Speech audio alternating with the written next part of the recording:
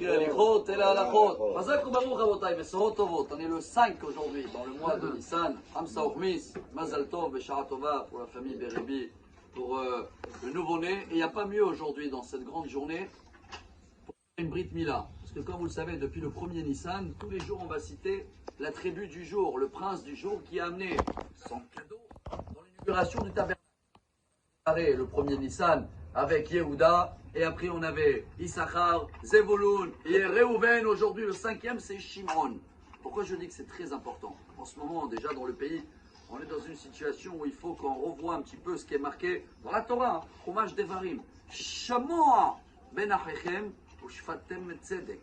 Shimon, ça vient de écouter, d'essayer de se comprendre, parce que beaucoup ils ne laissent même pas l'autre côté à trouver ce qu'il a proposé, mais dans le côté bien. Quand je dis dans le côté bien, vous savez qu'Eliyahu Hanavi, il est là avec nous aujourd'hui, et il est là dans toutes les Brit Mila. J'ai fait un calcul une fois, il y a à peu près 1000 Brit Mila par jour. Alors je ne sais pas comment il voyage partout, mais je sais que c'est une punition. C'est pour ça que le Zohar, il dit qu'on lui met un bon fauteuil, confortable. Koursaya. Pourquoi? Parce que comme il bouge partout, Eliyahu Hanavi, au moins quand il arrive, il se pose. Mais vous savez pourquoi il bouge partout? Parce que à l'époque d'Eliyahu Hanavi, il avait dit à Dieu, Dieu regarde, le peuple d'Israël, ils t'ont abandonné. Dieu il a dit, attends, avant de critiquer, viens on va écouter, Shimon, Shema. Est-ce qu'il n'y a pas un peu de positif dans le peuple d'Israël? Dis-moi, ils ont oublié la Brit Mila. Eliyahu Hanavi a dit, ah non, c'est vrai que la Brit Mila, ils font toujours. Alors Dieu il a dit à Eliyahu Hanavi, d'abord tu seras témoin dans tous les Brit Mila. Et j'espère que nous, on comprend le message avant de critiquer et de chercher ce qui ne va pas entre nous, dans le peuple, ou ce qui ne va pas entre familles, et ce qui ne va pas entre couples, essayez de trouver le point positif. On va terminer en beauté. Aujourd'hui, c'est la Iloula d'un très grand rabbin. Il s'appelait Rabbi Avraham Yoshua Heshil Me'afta. Je ne sais pas si ça vous dit quelque chose. On l'appelle le Admor Ohev Israël. Il est enterré à Mejibouj, juste à côté du Baal Shem Tov. Il est décédé en 1825. Je me rappelle, on était dans sa synagogue, on était dans sa tombe.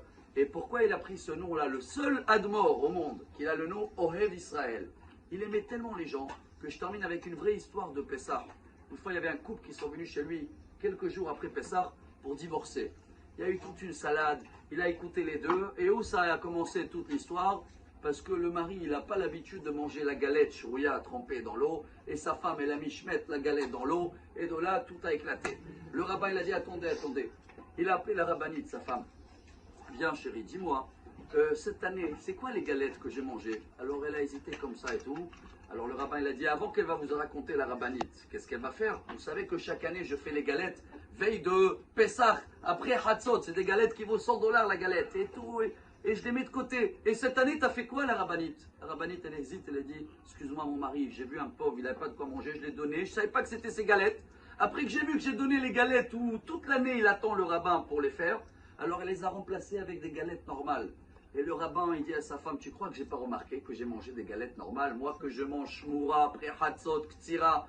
Alors regarde, il a dit à le couple, hein, j'ai mangé ce que j'ai pas l'habitude. J'ai rien dit à ma femme. Jusqu'à maintenant, tout ça pour vous dire, arrêtez de s'attraper sur des petites coutumes. Comme ça, il les a dit, de shrouya, pas shrouya, et de faire toute une histoire de shalom baït. Il faut qu'on apprend aujourd'hui de Shimon, d'écouter Eliyahu Hanavi, chercher que le bien.